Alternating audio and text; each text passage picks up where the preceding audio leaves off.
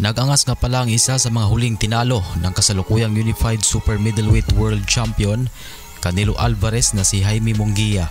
Sinabi ni Munguia sa kanyang latest interview na sa katunayan daw ay wala umanong lakas ang mga suntok ni Canelo.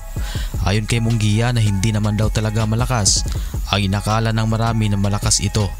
Dahil dyan ay pinagtatawanan lamang si Munguia sa mga fans ni Canelo Alvarez dahil napatunayan naman daw sa pamamagitan ng isang matibay na uppercut ni Canelo at bumulagta si Munguia. At ang ibang fans naman ay pumabor sa sinabi ni Munguia dahil kaya daw ni Munguia ang laban nila na umabot sa 12 rounds.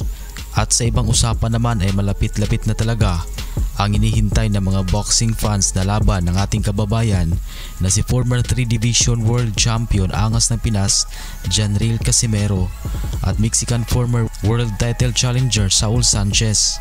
Ngayon po ay may magandang balita dahil batay sa fight predictor ng BoxRec.com kung saan nakitaan ng 76% na mananalo si Casimero, samantala 21% lang ang tsansang manalo si Sanchez at 3% ang nakikitang tabla ang resulta ng bakbakan at nakitaan ng 29% ang panalo via knockout ng Angas ng Pinas, samantalang 47% naman ang tsansa na manalo ito via decision.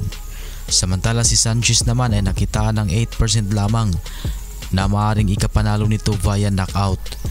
Ngunit kahit pa umano kung anumang prediction ng iba't ibang media at boxing websites ay hindi pa rin malalaman kung hindi pa sila nagtapat sa ibabaw ng lona. Sa mismong oras na sa kanilang bakbakan ay diyan na makikita kung sino sa kanilang dalawa ang mas mapaminsala at magagamit ang pag-iensayo sa training camp. At syempre kung sino ba sa kanila ang may magandang game plan at aabangan na lang natin at suportahan ang laban ng ating pambato. At nung huling taon pa siya huling umakyat sa lona.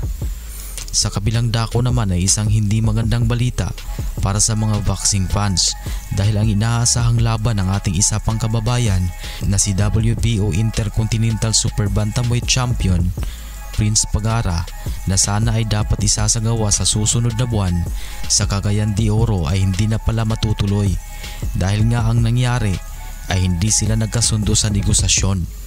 Subalit kahit nakansila ang kanyang laban ay wala pa ring pahinga na nag-iensayo si Pagara dahil inaasahang lalaban siya muli sa 3rd week ng buwan ng Oktuber ngayong taon.